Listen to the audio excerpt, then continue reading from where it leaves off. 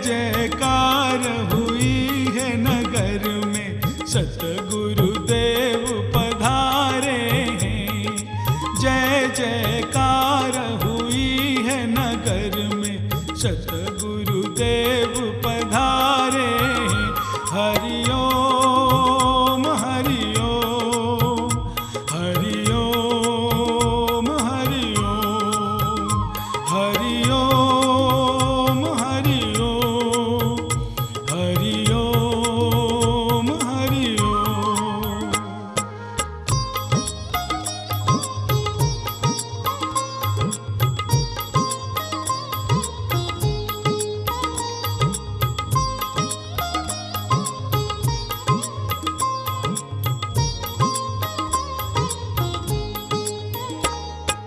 सतगुरु स्वामी बनकर धोबिया धोबी घाट लगाएंगे। सतगुरु स्वामी बनकर धोबिया धोबी घाट लगाएंगे।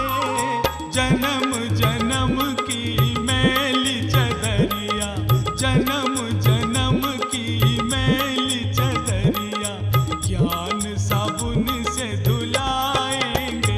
हरि ओम हरि ओम, हरि ओम हरि ओम, हरि ओम हरि ओम, हरि ओम हरि ओम।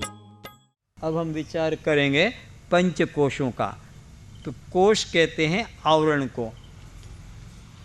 जैसे ये जो नारियल का तेल है, ये 5 कोशों के भीतर छिपा हुआ है। ये 5 कोश कैसे कैसे हैं ज़रा देखेंगे।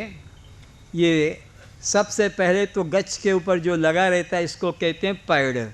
ये इसको जब नीचे लेकर आते हैं, इसको छीलते हैं, इसमें से जो निकलता है एक कोश अलग कर दिया, फिर उसको तोड़ दिया, तब इसके अंदर से जो निकला सफ़ेद सफ़ेद, फिर उसको जब यहाँ लाकर घिस दिया, पीस दिया, उसमें से जो दही दूध जैसा निकला, उसको फिर गर्म किया, तब उसमें से जाकर तेल निकला। तो नारियल का तेल कितने आवरण, कितने कोशों के अंदर छुपा है? 5। Number 1, number 2, number 3, number 4, number 5, और तब जाकर वो प्राप्त हुआ। तो ऐसे ये आत्मा 5 कोशों के अंदर छिपा हुआ है। तो ये जो बाहर आपके सामने है, इसको कहते हैं अन्नमय कोश। 5 कोशों के नाम क्या हैं? अन्नमय कोश, प्राणमय कोश, मनोमय कोश, विज्ञानमय कोश और आनंदमय कोश। ये 5 कोशों के भीतर है। जैसे हम लोग भी ना कोट पहना है, फिर उसके नीचे हमने जैकेट पहना है, स्वेटर पहना है, उसके नीचे शर्ट है, उसके नीचे बनियान है, उसके अंदर हमारा शरीर छुपा है।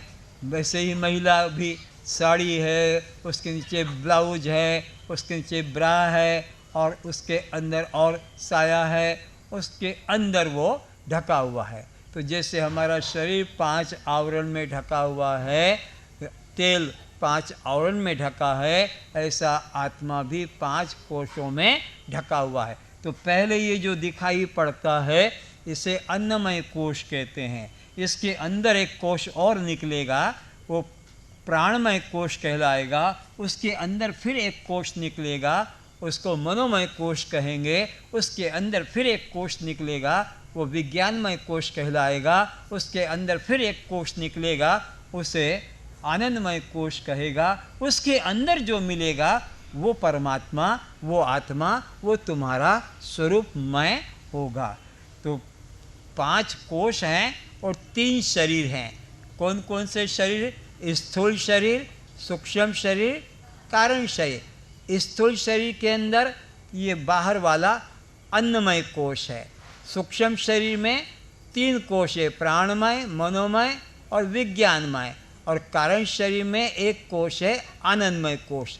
तो 5 कोश 3 शरीर में विभाजित हुए हैं। स्थूल शरीर में अन्नमय कोश है, सूक्ष्म शरीर के अंदर 3 कोश है, प्राणमय, मनोमय, विज्ञानमय।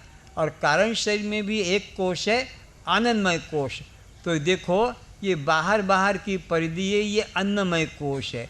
उसके अंदर आ गया फिर प्राणमय कोश है, उसके अंदर फिर है मनोमय कोश है, उसके अंदर कोश है विज्ञानमय कोश है, फिर अंदर आया आनंदमय कोश।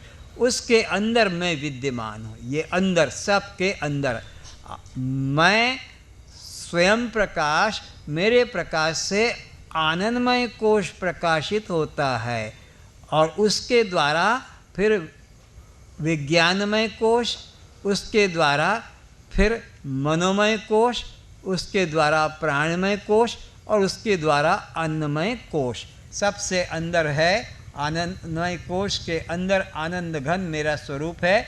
मेरे द्वारा आनंदमय कोश, आनंदमय से विज्ञानमय कोश, विज्ञानमय से मनोमय कोश, मनोमय से प्राणमय कोश, प्राणमय कोश से अन्नमय। तो इधर आ जाओ। तो ये अन्नमय कोश कहलाता है। आपका हमारा शरीर का नाम है अन्नमय कोश। क्यों? इसे समझो। स्त्री पुरुष अन्न खाते हैं तो उसके द्वारा पुरुषों में वीर्य, स्त्रियों में रज लाल रंग का, पुरुषों में वीर्य श्वेत रंग का निर्मित होता है। फिर जब स्त्री पुरुषों का प्रेम से संबंध, सेक्स से संभोग होता है तो वो पुरुषों का वीर्य बिंदु स्त्री के गर्भाशय में शुक्राणु वह डिम्बाणु के साथ जाता है और गर्भाशय में जाकर वो अपना सृष्टि निर्माण होता है। तो रजवीर्य किससे बना? अन्न से। किससे बना? अन्न से। और फिर वो जो गर्भस्थ महिला वो जो अन्न खाती है उससे जो रस पैदा होता है, उस रस से वो बच्चे को, भ्रूण को शक्ति मिलती है, उसका विकास होता है। और वो जब बच्चा बाहर आ जाता है तो माँ के स्तनों से वो दुग्ध का पान करता है। वो दुग्ध किससे बना? वो अन्न खाते हैं, अन्न से वो दूध बना और उससे वो बच्चा पोषित होता है। जब उसके दांत निकल आते हैं तब वो स्वयं अपना दांतों से अन्न को खाते हैं और खाते खाते जब उसका प्रारब्ध पूरा हो जाता है तो देह त्याग कर देता है। तो घर वाले उस देह को क्या करते हैं? आग में जला देते हैं, जमीन में, माटी में मिला देते हैं। तो पैदा कहाँ से हुआ? देखो उसका शुरुआत अन्न को खाने से रजवीर्य पैदा हुआ। रजवीर्य के संयोग संबंध से भ्रूण बना और वो भ्रूण का विकास भी गर्भस्थ महिला के अन्न खाने से रस बना। उस बच्चे के नाभि में पोषण मिल रहा था और वो जब बच्चा बाहर आ गया तो उसके स्तन में जो दूध बना, वो दूध भी किससे बना है? उसी अन्न के खाने से। अन्न के खाने से दूध बना है और वो बच्चा जब दूध पीते पीते उसके दांत आ जाते हैं तो फिर वो खुद माँ बाप ही उसको भात खिलाने, रोटी खिलाने लग जाते हैं। फिर वो अन्न खाता है और अन्न खाते खाते जीवन पूरा हो गया तो मर जाता है। तो मर जाने पर उसके शरीर को इसी पृथ्वी में मिला दिया जाता है। तो अन्न से पैदा हुआ, अन्न से बढ़ता है और मरकर अन्न में लीन हो जाता है। इसको कहेंगे अन्नमय कोश। यह मैं नहीं हूँ और यह मेरा नहीं है। यह किसका है? 5 महाभूतों का या पिता माता के रजवीर्य से। हमारा शरीर के 2 हेतु बताए थे ना, पिता माता का रजवीर्य, शास्त्र दृष्टि से 5 महाभूत। तो ये मैं नहीं और ये मेरा नहीं। तो जब मैं शरीर नहीं तो नाम भी मेरा, रूप भी मेरा, जाति भी मेरी, आश्रम भी मेरा, संबंध भी मेरा, परिणाम भी मेरा नहीं, नहीं, नहीं, क्योंकि यही मैं नहीं। प्राण उपप्राण यह मैं नहीं, मेरे नहीं, यह सूक्ष्म शरीर का है। प्राणमय कोश सूक्ष्म शरीर का है। सूक्ष्म शरीर में 3 कोश हैं, प्राणमय, मनोमय और विज्ञानमय। तो ये प्राण तेज चलते हैं तो जानते हैं, धीमा चलता है तो जानते हैं, अंदर है कुंभक है तो जानते हैं, बाह्य कुंभक है तो जानते हैं।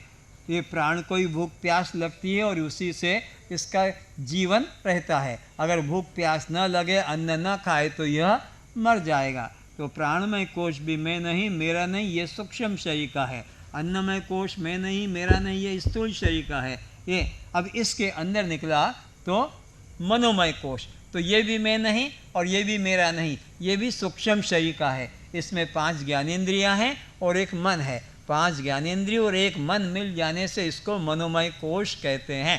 तो ये भी मेरा दृश्य है, क्योंकि मैं मन की अवस्था को चंचल, शांत, कामी, क्रोधी, सुखी, दुखी, मूढ़ में जानता हूँ। तो ये मनोमय कोश मैं नहीं।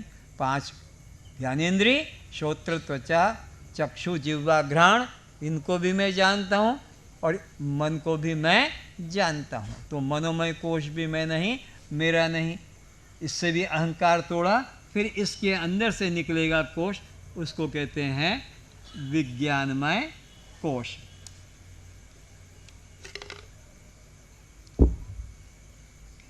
ये विज्ञानमय कोश भी मैं नहीं और ये भी मेरा नहीं।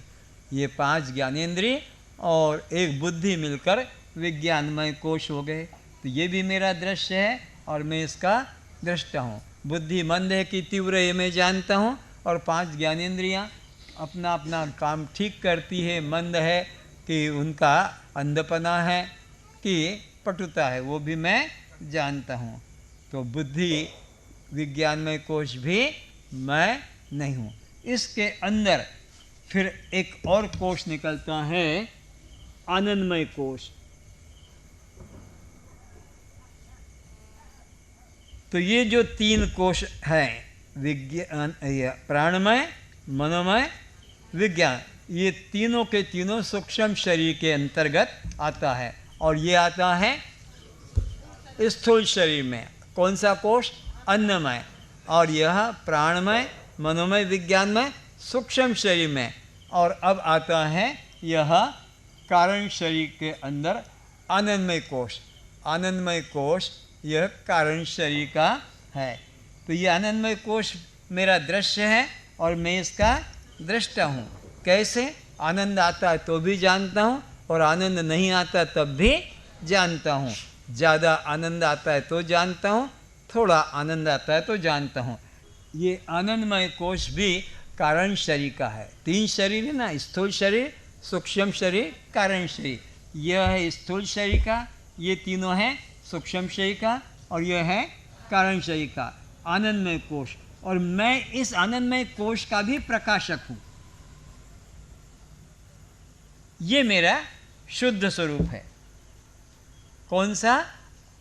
आनंद घन, ये मेरा स्वरूप है। यानी मेरे प्रकाश से यह आनंदमय कोश प्रकाशित हुआ। इस आनंदमय कोश से फिर यह विज्ञानमय कोश प्रकाशित हुआ, और इस कोश से फिर यह आपका मनोमय कोश प्रकाशित हुआ, और इसके द्वारा फिर प्राणमय कोश प्रकाशित हुआ, और इसके द्वारा अन्नमय कोश प्रकाशित हुआ। अगर प्राणमय कोश निकल जाएगा तो ये जो आपका अन्नमय कोश है, ये जहाँ का तहाँ गिर जाएगा। तो ये प्राणमय कोश के द्वारा अन्नमय कोश जीवित है। अगर प्राण निकल गया तो जहाँ का तहाँ गिर जाएगा। और इसी तरह इस प्राणमय कोश का प्रकाशक जो है मनोमय कोश है। अगर मन निकल जाएगा तो प्राण कुछ नहीं कर पाएगा, मुर्दे की तरह। तो यह मनोमय कोश का प्रकाशक यह बुद्धि है। अगर बुद्धि नहीं होगी तो मन भी कुछ भी निर्णय नहीं कर पाएगा। बुद्धि के इशारे से मन और मन के इशारे से यह चलता है। और इसके बाद यह आनंदमय कोश है। आनंदमय कोश का जो प्रकाशक है वो मेरा स्वरूप है। देख रहे हैं मिश्री? तो मिश्री लिखो रस घन है। मिश्री को रस घन कहेंगे। रस घन, रस घन का मतलब उसमें मधुरता के अलावा और कुछ भी नहीं। रस की मधुरता के अलावा कुछ भी नहीं, कूटस्थ, ठोस। मिश्री रस घन है, लेकिन मिठाइयाँ रसमय है। मिठाइयाँ लिख लो, गुलाब जामुन, रसगुल्ला, जलेबी, हाँ, पेड़ा, बर्फी। मिठाइयाँ रसमय, किंतु मिश्री रस घन। अच्छा, तो अब मिठाइयों में जो मिठास है वो उनका खुद का है कि चीनी का है? और चीनी में जो मिठास है वो मिठाइयों का है कि खुद का है? समझना है, मिठाइयों में जो मिठास है उन खुद का नहीं है, वो चीनी का है। पर चीनी में जो मधुरता है वो मिठाई की, अन्य की नहीं, बल्कि खुद का। तो ये जो आत्मा है, मैं मिठाई की तरह नहीं हूँ, मैं मिश्री की तरह हूँ, आनंद घन। लिखो, आत्मा स्वयं आनंद घन है।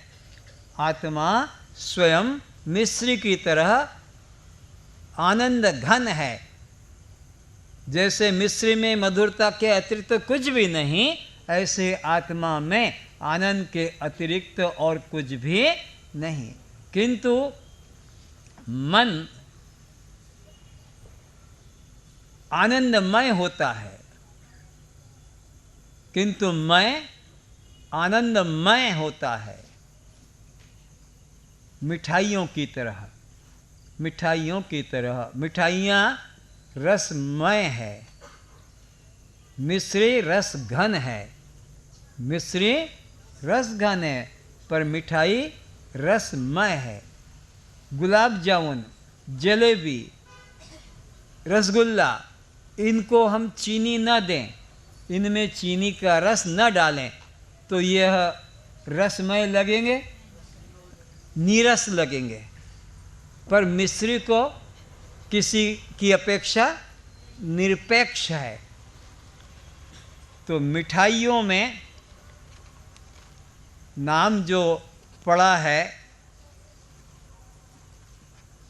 मशहूर जो हो गए हैं, कलकत्ता का रसगुल्ला है ना, अमुक हल्दीराम का हलवा, ऐसे। पर उसमें चीनी की कोई बात ही नहीं करता है। पर सब में मिठाई, सब मिठाइयों में मिठास किसकी है? बोलो। पर उस चीनी की कोई चर्चा ही नहीं करता है, वो तो चुपचाप जैसे व्यर्थ जैसी चीज हो गई है। पर सब मिठाइयों में मधुरता चीनी की है। ऐसे ही सब विषयों में आनंद आत्मा का है। सब विषयों में जो आनंद आता है, और आप कहते ना, ओह आह, ओह आह, क्या बढ़िया स्वाद था, क्या सुंदर रूप था, क्या बढ़िया गाना था, ओह आह। आत्मा को ओह आह नहीं करना पड़ता, क्योंकि आत्मा तो रस घन है ना, मधुर आनंद घन है। आत्मा आनंद घन है, उसे आनंद के लिए किसी पदार्थ की आवश्यकता, लेकिन मन को विषयों की आवश्यकता। विषयों के माध्यम से मन आनंदित होता है, विषयों के माध्यम से मन आनंदित होता है। पर वो जो विषयों में आनंद है वो आत्मा का आनंद है। मिठाइयों में जो मधुरता है वो मिश्री की मधुरता है।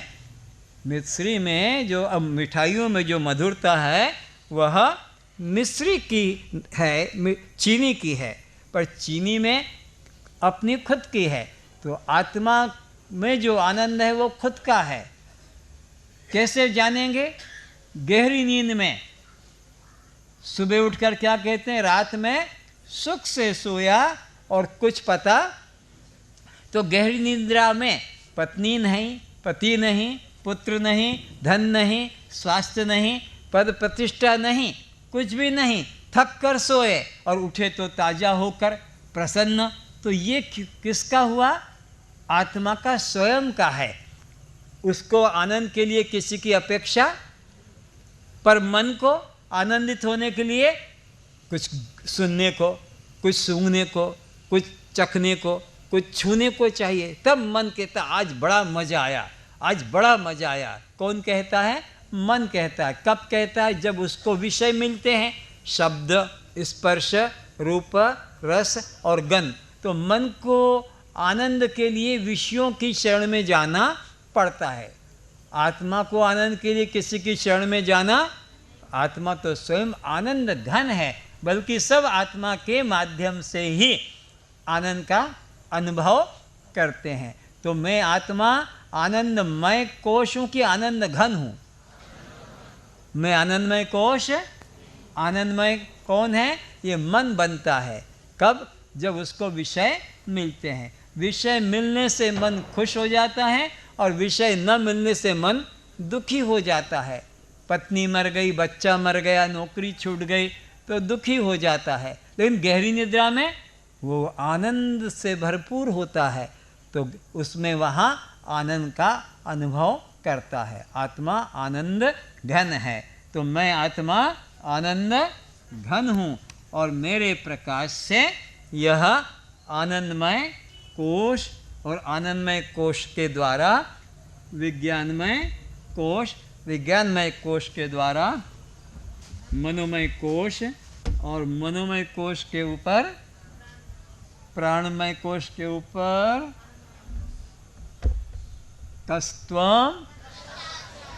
तो न हम अन्नमय कोशः, न हम प्राणमय कोशः, न हम मनोमय कोशः, न हम विज्ञानमय कोशः, न हम आनंदमय कोशः। अहम आनंद घन आत्मा। मैं कौन हूँ? आनंद घन। मुझे आनंद के लिए किसी पदार्थ की जरूरत। क्या प्रमाण? गहरी निद्रा। गहरी निद्रा का सबको अनुभव, गरीब से गरीब, रोगी से रोगी, पापी से पापी, हर आदमी सुबह कहता है रात में सुख से सोया, बड़ी मीठी नींद आई।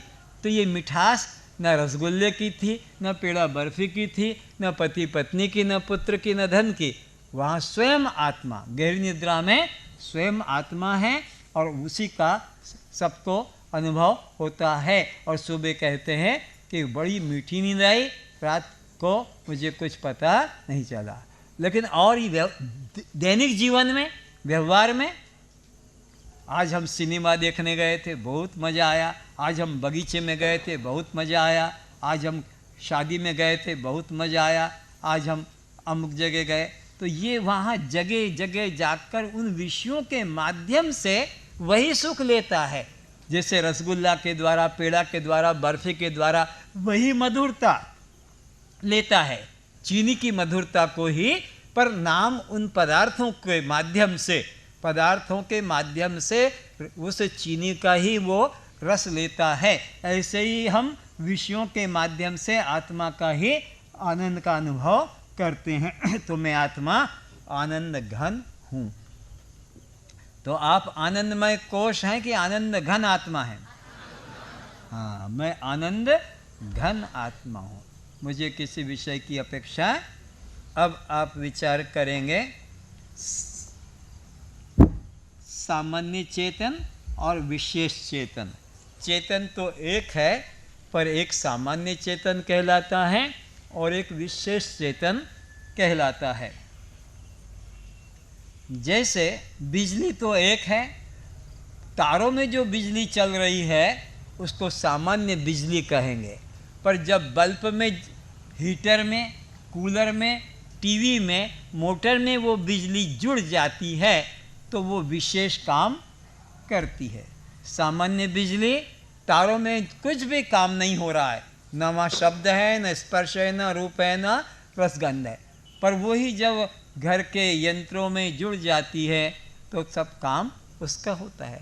तो बिजली का तार में जो करंट है वो सामान्य बिजली है, पर यंत्रों के साथ जुड़ जाने से वो विशेष है। ऐसे समझो, सूर्य का जो प्रकाश है सामान्य प्रकाश है, पर जब मैग्नीफाइंग ग्लास के साथ जुड़ जाएगा तो वो जलाने का काम, रुई जलेगी, हाथ जल जाएगा, माचिस की तिली रख दोगे तो वो जल जाएगी। तो ये जलाने का काम इस मैग्नीफाइंग ग्लास के द्वारा हुआ। वो सूर्य का प्रकाश जलाने वाला होता तो सबको जला देता, पर वो सबको जलाता वो सामान्य तेज है, पर इसके द्वारा जो तेज मिलेगा वो विशेष करके मिलेगा। अथवा ऐसे समझें, पवन सामान्य चल रही है, पर पंखे के द्वारा चलेगी तो वो विशेष कपड़े उड़ाएगी, बालों को उड़ाएगी, सामान को भी उड़ा देगी। कभी कभी आंधी तूफान आता है, मकानों की छतें उड़ जाती है। पवन तो वही है सामान्य, पर वो जब ऐसा कुछ अवस्था बन जाती है कि वो विशेष हो जाती है, तो परमात्मा जो है सामान्य चेतन सर्वत्र है, पर जहाँ जहाँ अंतःकरण जुड़ जाता है तो विशेष काम होता है। हाथी, घोड़ा, मनुष्य, पशु, पक्षी, इनमें काम अलग अलग हो रहा है, विशेष हो रहा है, पर वो परमात्मा सामान्य चेतन सर्वत्र है। इसे समझें, 3 गुण हैं, सतोगुण, रजोगुण, तमोगुण। तमोगुण से शरीर बनता है, पदार्थ तमोगुण से बनता है। वो चेतन सामान्य चेतन है, पर वो बोलता चलता, हम तुम बोलते चलते हैं। क्यों? ये क्यों नहीं बोलता है, ये क्यों नहीं चलता है, ये क्यों नहीं बोलते चलते? इनमें केवल तमोगुण है। तमोगुण से शरीर बनता है। जब इनको रजोगुण की इंद्रियां मिल जाती है और सत्वगुण की बुद्धि मिल जाती है, तो ये बोलने चलने का, खाने पीने का काम होता है। 3 गुण हैं, तमोगुण, रजोगुण, सत्वगुण। तमोगुण से शरीर बनता है, रजोगुण से इंद्रियां प्राण होते हैं और सत्वगुण से बुद्धि होती है।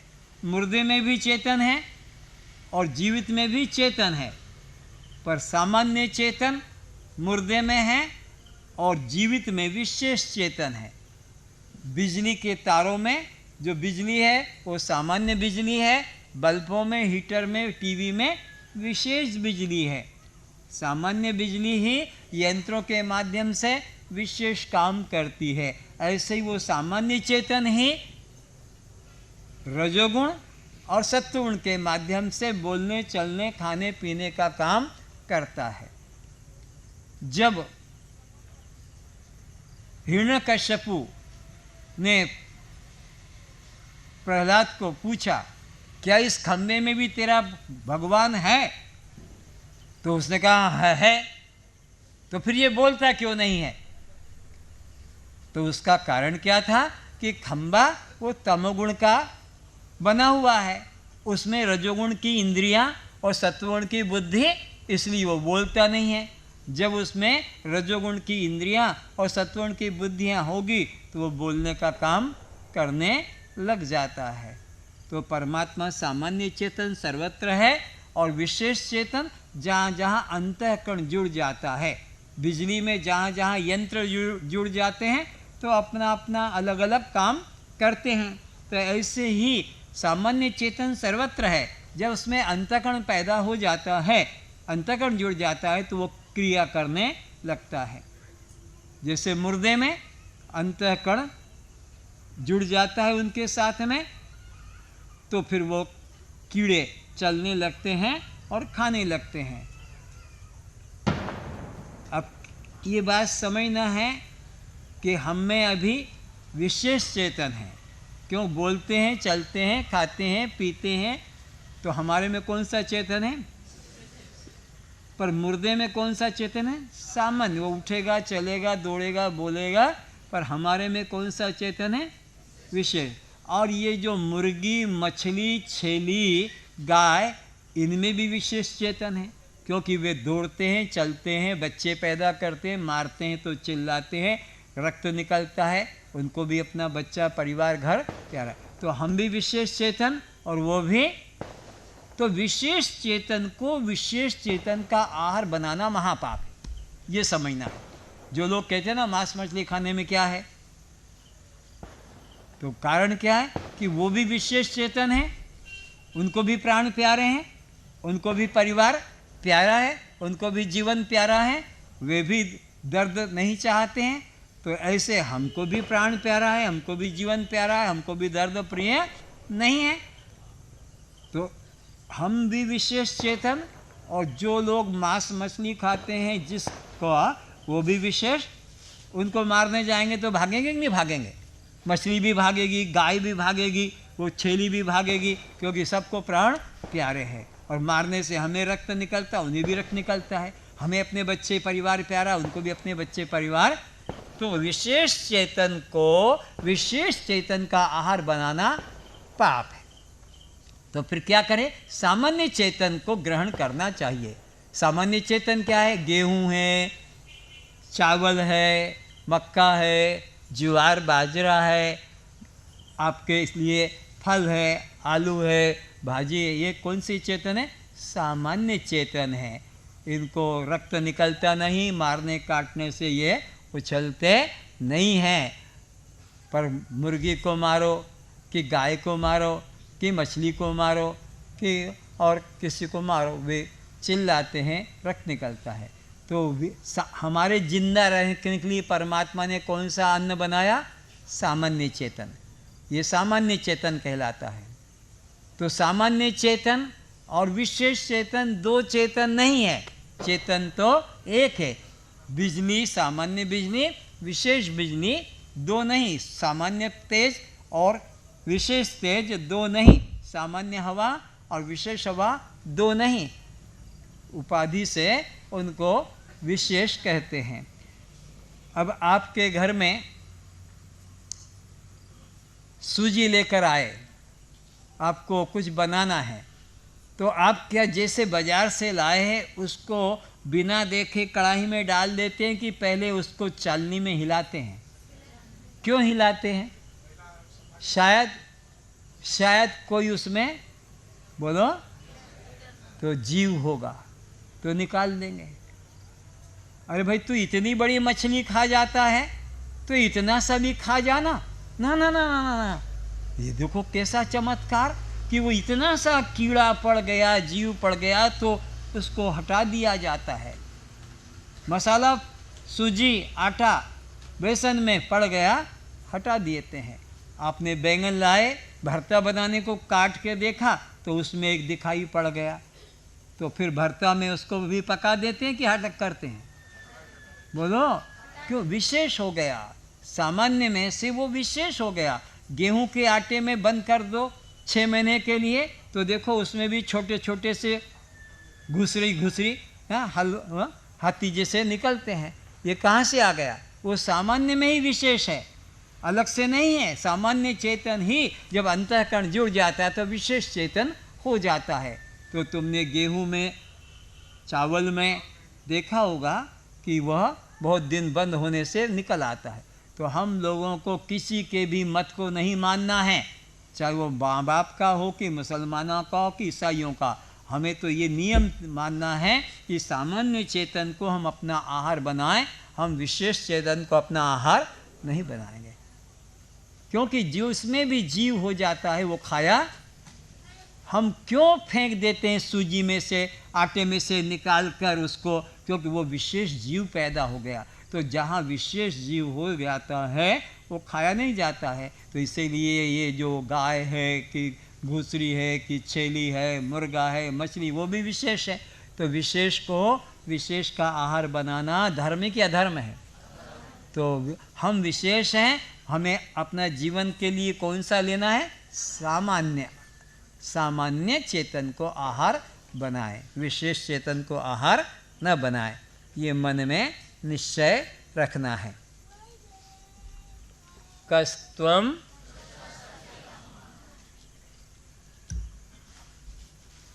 तो आज का विषय को थोड़ा रिपीट करते हैं कि हमने पंच भ्रांतियों से अपने को मुक्त अनुभव किया। कौन कौन सा? कि परमात्मा और हमारे बीच में भेद भ्रांति, जैसे ट्रेन और पटरी में भेद भ्रांति, भिन्नता नहीं है, ऐसे ही जीव और ब्रह्म में भी भेद नहीं है।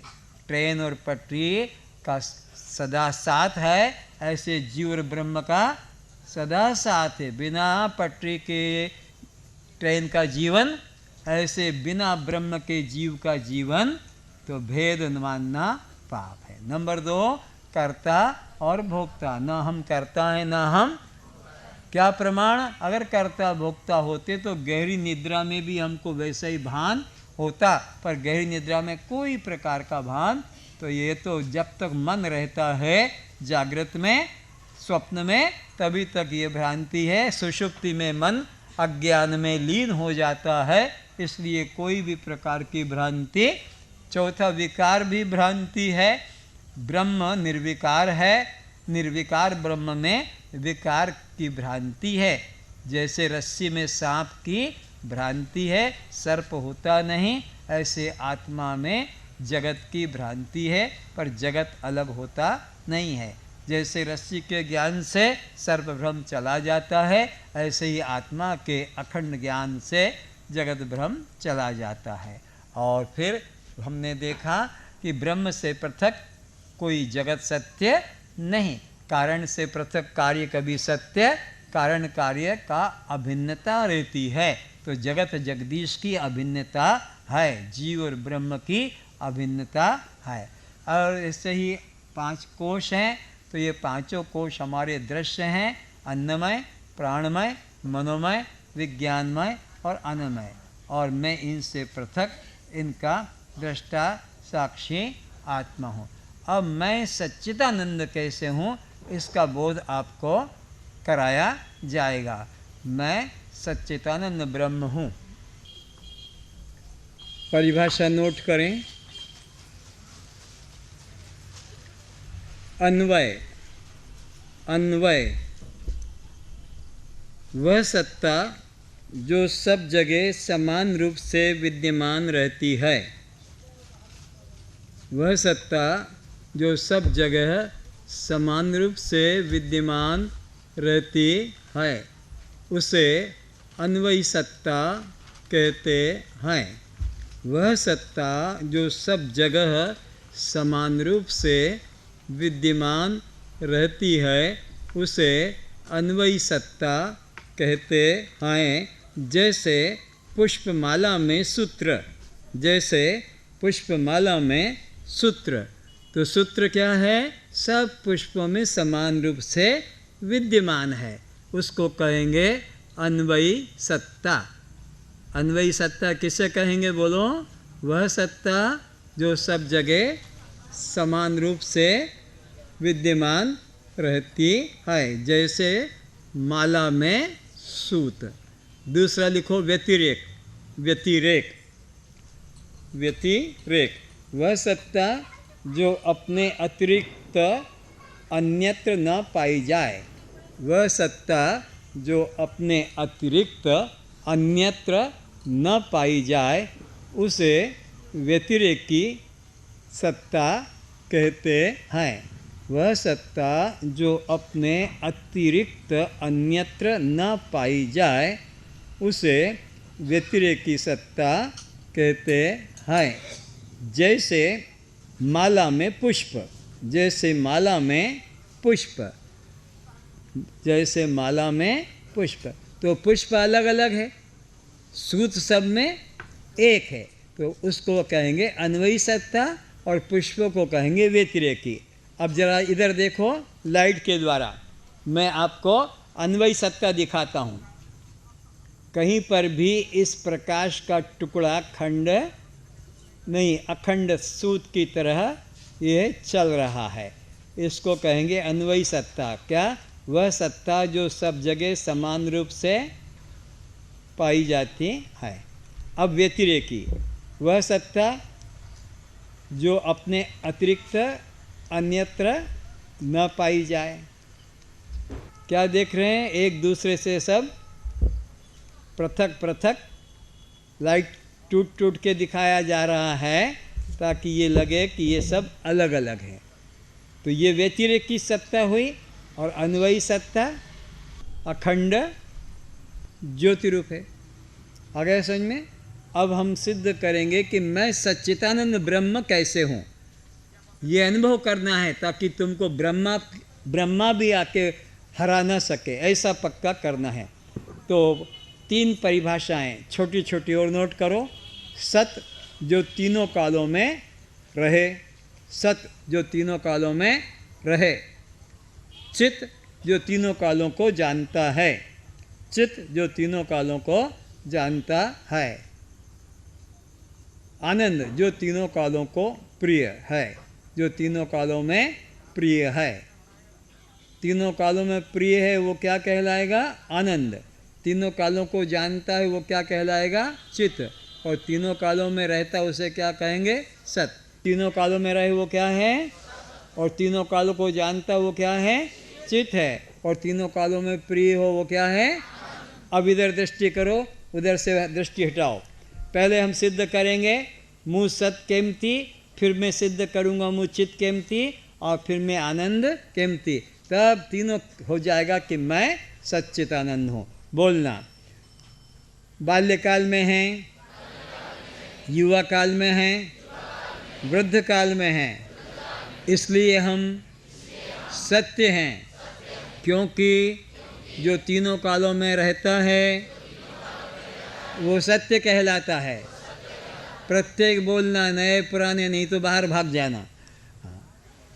अतीत काल में हैं, वर्तमान काल में हैं, भविष्य काल में हैं, इसलिए हम सत्य हैं, क्योंकि जो तीनों कालों में रहता है वो सत्य कहलाता है। जागृत में हैं, स्वप्न में हैं, सुषुप्ति में हैं, इसलिए हम क्या हैं? उत्तर दो। क्यों हैं?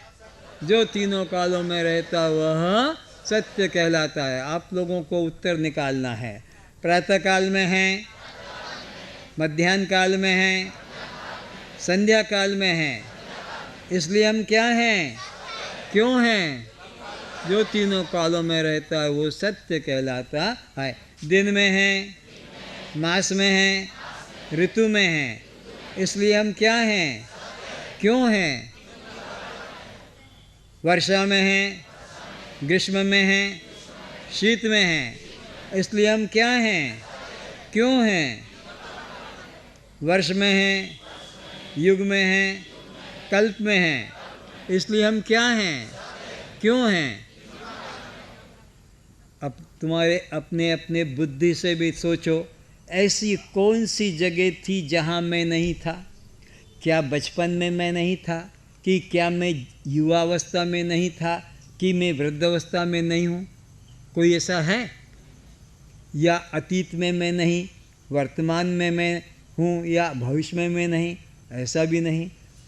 जागृत में मैं नहीं, कि स्वप्न में मैं नहीं, कि सुषुप्ति में, ऐसी कोई जगह है जहाँ मैं नहीं था। तो ये सिद्ध हो गया कि मैं सत्य हूँ, और सत्य वही जिसका तीनों कालों में अभाव या नाश न हो। पक्का कर लो कि मैं सत्य हूँ। क्यों सत्य हूँ? जो तीनों कालों में रहे। मैं सत्य क्यों हूँ? जो तीनों कालों में रहे। तो अब सिद्ध करना है कि मैं चित्त कैसे हूँ। तो चित्त कहते हैं जो तीनों कालों को जानता है। चित्त कैसे कहेंगे? तो बोलना। बाल्यकाल को जानते हैं, युवा काल को जानते हैं, वृद्ध काल को जानते हैं, इसलिए हम चित्त हैं, क्योंकि जो तीनों कालों को जानता है वो चित्त कहलाता है। अतीत को जानते हैं, वर्तमान को जानते हैं, भविष्य को जानते हैं, इसलिए हम चित्त हैं, क्योंकि जो तीनों कालों को जानता है वो चित्त कहलाता है। जागृत को जानते हैं, स्वप्न को जानते हैं, सुषुप्ति को जानते हैं, इसलिए हम क्या हैं? क्यों हैं? तीनों कालों को। प्रातः काल को जानते हैं, मध्याह्न काल को जानते हैं, संध्या काल को जानते हैं, इसलिए हम क्या हैं? क्यों हैं? दिन को जानते हैं, मास को जानते हैं, ऋतु को जानते हैं, इसलिए हम क्या हैं? क्यों हैं? ग्रीष्म को जानते हैं, वर्षा को जानते हैं, शीत को जानते हैं, इसलिए हम क्या हैं? क्यों हैं? वर्ष को जानते हैं, युग को जानते हैं, कल्प को जानते हैं, हम क्या हैं? क्यों हैं? तो ये बात भी 100% मन में कर लो कि मैं चैतन्य हूँ। अगर मैं चैतन्य न होता तो मैं न बाल्यकाल को जानता, न युवा काल को जानता, न वृद्ध काल को जानता, न जागृत को जानता, न स्वप्न को जानता, न सुसुप्ति को जानता है, न गर्मी को जानता, न सर्दी को, न मैं वर्षा को। तो इससे सिद्ध हो गया कि मैं सद भी हूँ, चिद भी हूँ। चेतनता मेरे में है। अगर चेतन न होता तो जानता, क्योंकि जानना धर्म चेतन का कि जड़ का है। तो तुम चेतन हो कि जड़ हो? चेतन कैसे हो कि हम सबको, चेतन की परिभाषा जो सबको जानता है और तुमको कोई नहीं जानता। अच्छा, तो अब सिद्ध करेंगे हम आनंद कैसे हैं। परिभाषा क्या है? जो तीनों कालों में प्रिय लगे वो आनंद है। बोलना, बाल्यकाल में प्रिय हैं, युवा काल में प्रिय हैं, वृद्ध काल में प्रिय हैं, इसलिए हम आनंद स्वरूप हैं। क्योंकि जो तीनों कालों में प्रिय होता है वह आनंद होता है। अतीत में प्रिय हैं, वर्तमान में प्रिय हैं, भविष्य में प्रिय हैं, इसलिए हम क्या हैं? क्योंकि जो तीनों कालों में प्रिय होता है वह आनंद होता है। जागृत में प्रिय हैं, स्वप्न में प्रिय हैं, सुषुप्ति में प्रिय हैं, इसलिए हम क्या हैं? क्यों हैं? तीनों कालों में प्रिय लगते हैं। प्रातःकाल प्रिय हैं, मध्याह्न में प्रिय हैं, संध्या में प्रिय हैं, इसलिए हम क्या हैं? क्यों हैं? तीनों कालों में प्रिय लगते हैं। दिन में प्रिय हैं, मास में प्रिय हैं, ऋतु में प्रिय हैं, इसलिए हम क्या हैं? क्यों हैं? तीनों कालों में प्रिय लगते हैं। ग्रीष्म में प्रिय हैं, वर्षा में प्रिय हैं, शीत में प्रिय हैं, इसलिए हम क्या हैं? क्यों हैं? अच्छा, अब थोड़ा इसको विचारो। शीत में तुम कैसे अपने को प्रिय हो, ग्रीष्म में तुम अपने को कैसे प्रिय हो, और वर्षा में अपने को कैसे प्रिय हो। तो शीत में प्रिय कैसे हैं? स्वेटर निकालो, कम्बल निकालो, रजाई निकालो, कोट निकालो, कोटी निकालो, मफलर निकालो, रूम हीटर चालू करो। तो ये हमारे अंदर हमको प्रियता है, शीत हमको प्रिय है। अब ग्रीष्म में तुम कैसे प्रिय हो? कूलर चालू करो, पंखा चालू करो, एसी चालू करो, अपने सूती मुलायम हल्के कपड़े पहनो, मोटे कपड़ों को रख दो। वर्षा में कैसे प्रिय हो? छाता निकालो, रेनकोट निकालो, खिड़की दरवाजे बंद करो, भीगना नहीं, पानी में जा रहे हो। तो ये इस तरह से हमने अपने को हर अवस्था में प्रिय पाया। शीत में भी प्रिय हम अपने को रक्षा करते हैं, वर्षा में भी प्रिय रक्षा करते हैं, ग्रीष्म में भी प्रिय हैं। तो जो तीनों कालों में प्रिय लगे वो आनंद है। तो तुमने क्या देखा? मैं सत भी हूँ, मैं चित भी हूँ और मैं आनंद। तुम सत क्यों हो? कि तीनों कालों में रहते हो। तुम चित क्यों हो? कि तीनों कालों को जानते हो। तुम आनंद क्यों हो? कि तीनों कालों में प्रिय हो। अब हमको प्रयोग बाकी रह गया है अन्वय और व्यतिरेक का। अब अन्वय व्यतिरेक पद्धति से ये सिद्ध करना है कि मैं सत हूँ, बाकी सब असत हैं, मैं चित हूँ, बाकी सब जड़ हैं, मैं आनंद हूँ, बाकी सब दुख हैं। अगर ये निर्णय नहीं लोगे तो फिर मन तुम्हारा कहीं भी फंस जाएगा। चलो चार धाम चलते हैं, चलो वैष्णो देवी चलते हैं, तो तिरुपति चलते हैं, वहाँ पर कश्मीर में मिलेगा। तो आज ये पक्का निश्चय कर लो कि मैं सत हूँ, सब असत हैं, मैं चित हूँ, सब जड़ हैं, और मैं आनंद हूँ, सब दुख रूप है। तो मन फंसेगा नहीं। तो ये निर्णय किसके द्वारा होगा? अन्वय व्यतिरेक पद्धति के द्वारा। तो अन्वय पद्धति क्या है? वह सत्ता जो सब जगह समान रूप से पाई जाती है। और व्यतिरेकी कौन है? जो अपने अतिरिक्त अन्यत्र न पाई जाए उसे व्यतिरेकी सत्ता कहते हैं। तो अन्वय सत्ता और व्यतिरेक सत्ता से अपने में सत चित आनंद और अपने अलावा सब असत जड़ दुख रूप सिद्ध करेंगे। थोड़ा कठिन लगेगा, 2-4 बार बोलने से सरल हो जाएगा। जो कोशिश करना बोलने की, हाँ, मौन मत रहना।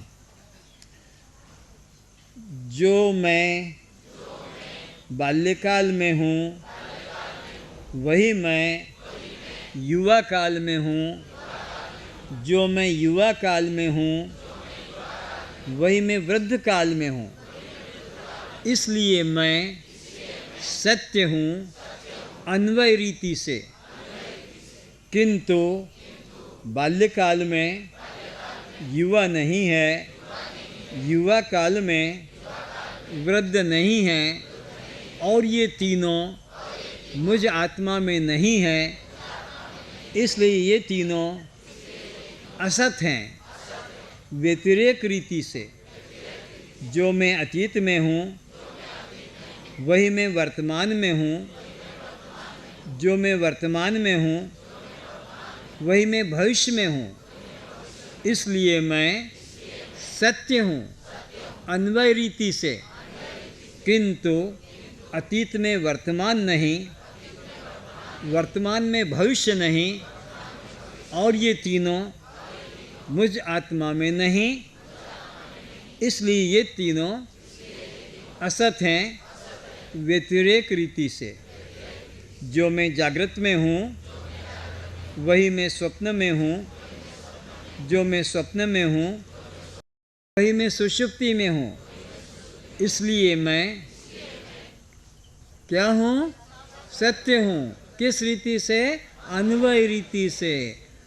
किंतु जागृत में स्वप्न नहीं, स्वप्न में सुषुप्ति नहीं, और ये तीनों मुझ आत्मा में नहीं, इसलिए ये तीनों असत हैं व्यतिरेक रीति से।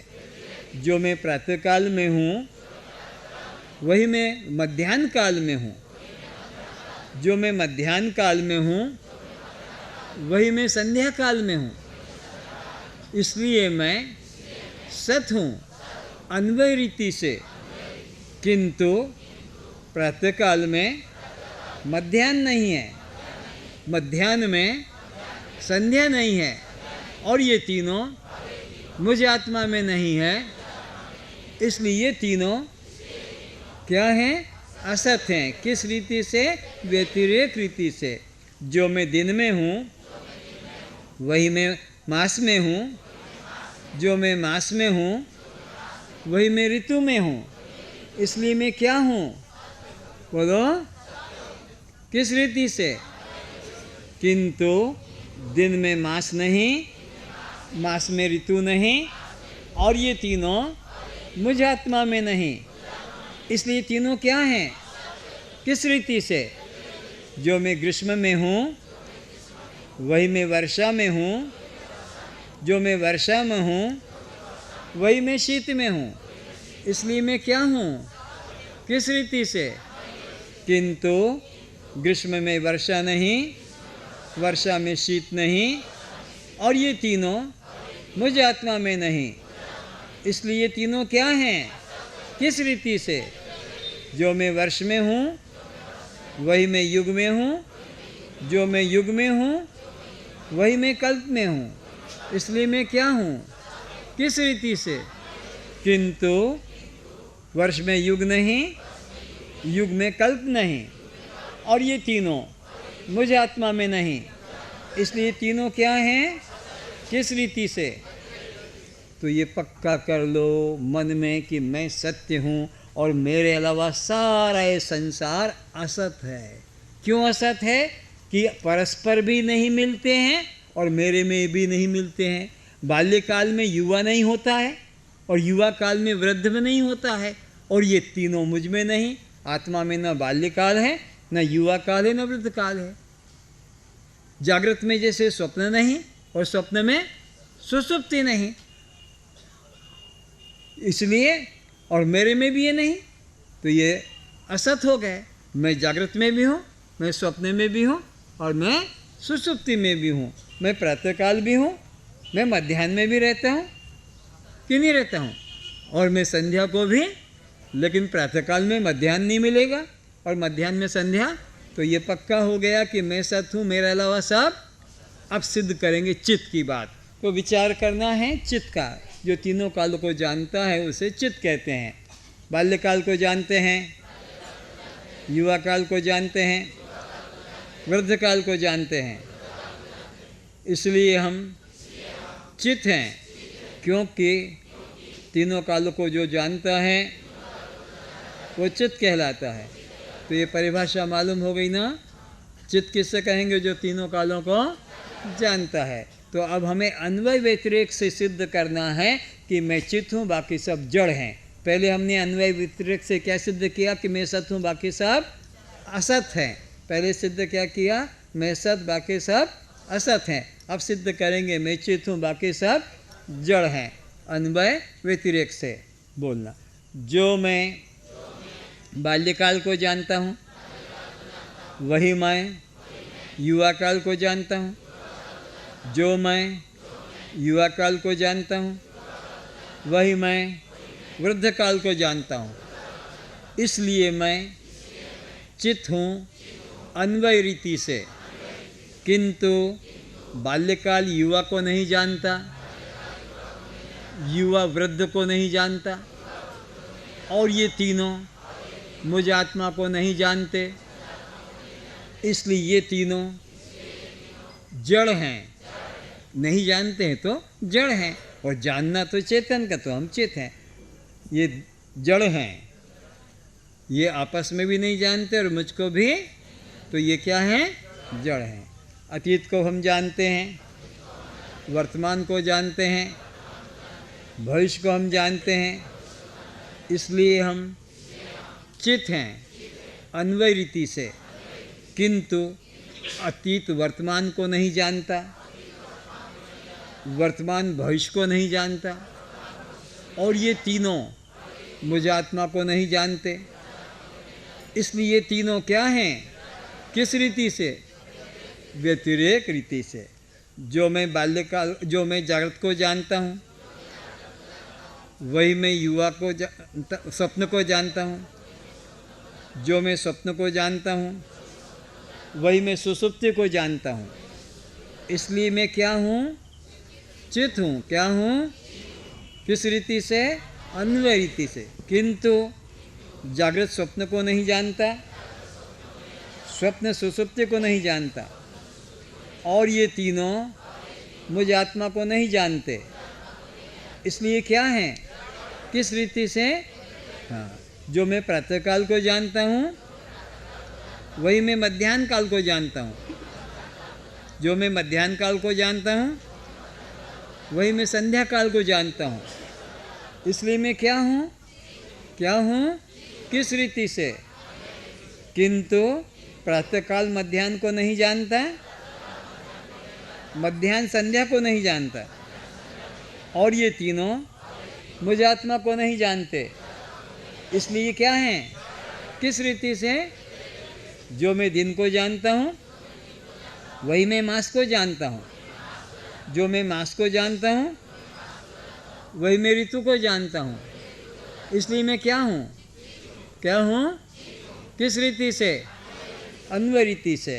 किंतु दिन मास को नहीं जानता, मास ऋतु को नहीं जानता, और ये तीनों मुझे नहीं जानते। इसलिए तीनों क्या हैं, किस रीति से, ऋतिक रीति से। जो मैं ग्रीष्म को जानता हूँ वही मैं वर्षा को जानता हूँ। जो मैं वर्षा को जानता हूँ वही मैं शीत को जानता हूँ। इसलिए मैं क्या हूँ, किस रीति से, किंतु ग्रीष्म वर्षा को नहीं जानता, वर्षा शीत को नहीं जानती, और ये तीनों मुझ आत्मा को नहीं जानते। इसलिए तीनों क्या हैं, किस रीति से, ऋतिक से। जो मैं वर्ष को जानता हूँ वही मैं युग को जानता हूँ। जो मैं युग को जानता हूँ वही मैं कल्प को जानता हूँ। इसलिए मैं क्या हूँ, किस रीति से, किंतु वर्ष युग को नहीं जानता, युग कल्प को नहीं जानता, और ये तीनों मुझ आत्मा को नहीं जानते। इसलिए तीनों क्या हैं, किस रीति से। तो ये भी निश्चित कर लो 100% कि मैं चैतन्य हूँ, क्योंकि सबको जानता हूँ, और मुझको कोई भी परस्पर भी नहीं जानते, और मुझे भी। तो मैं सत हूँ, सब असत हैं, मैं चित हूँ, सब जड़ हैं। अब सिद्ध करना है कि मैं आनंद हूँ और सब दुख रूप हैं। तो फिर तुम्हारा मन कहीं दृश्य में तुमसे भिन्न में फंसेगा नहीं, और अपने में निश्चित करेगा कि मैं सच्चिदानंद ब्रह्म हूँ। तो अब आनंद की बात आई। तो बाल्यकाल में प्रिय हैं, युवा काल में प्रिय हैं, वृद्ध काल में प्रिय हैं, इसलिए हम आनंद हैं अन्वय रीति से। किंतु बाल्यकाल को युवा काल प्रिय नहीं, युवा काल को वृद्ध काल प्रिय नहीं, और ये तीनों मुझ आत्मा को प्रिय नहीं, इसलिए ये तीनों दुख रूप हैं व्यतिरेक रीति से। जो मैं अतीत में प्रिय हूँ वही मैं वर्तमान में प्रिय हूँ, जो मैं वर्तमान में प्रिय हूँ वही मैं भविष्य में प्रिय हूँ। आदमी जब मरता है ना तो घर वालों से कहता है गाय दान कर दो, ब्राह्मण भोजन करा दो, क्यों? ताकि मुझे इसका आगे फल, तो वर्तमान में तो प्रिय हूँ, भविष्य में भी मैं अपने में प्रियता कि मेरे को भविष्य में भी दुख न मिले, इसलिए आदमी मरते मरते भी दान कराता है।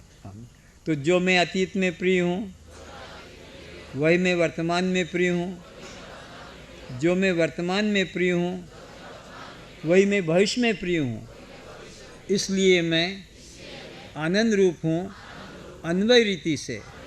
किंतु अतीत को वर्तमान प्रिय नहीं, वर्तमान को भविष्य प्रिय नहीं, और ये तीनों मुझ आत्मा को प्रिय नहीं, इसलिए ये तीनों क्या हैं? दुख रूप हैं। किस रीति से? व्यतिरेक रीति से। जो मैं जागृत में प्रिय हूँ वही मैं स्वप्न में प्रिय हूँ, जो मैं स्वप्न में प्रिय हूँ वही मैं सुषुप्ति में प्रिय हूँ। जागृत में तो सबको अपने में प्यार है, स्वप्न में भी क्या, कोई मेरे को मारे नहीं, कोई भूत आया है, कोई सांप आया, चोर आया तो आ करके आवाज़, और गहरी निद्रा से भी कोई तुमको जगा दे, मेरे को मत जगाओ, कोई पानी छिड़क दे, नाक दबा दे तो औरत को भी मारोगे, आदमी को भी गाली दोगे, क्यों? गहरी निद्रा से, तो वहाँ पर भी तुमको प्रियता, गहरी निद्रा में भी प्रियता है, स्वप्न में भी प्रियता है, और जागृत में भी प्रियता है, क्योंकि हम आनंद रूप हैं। प्रियता कहाँ होगी? जहाँ आनंद होगा, जहाँ दुख होगा वहाँ प्रियता नहीं है।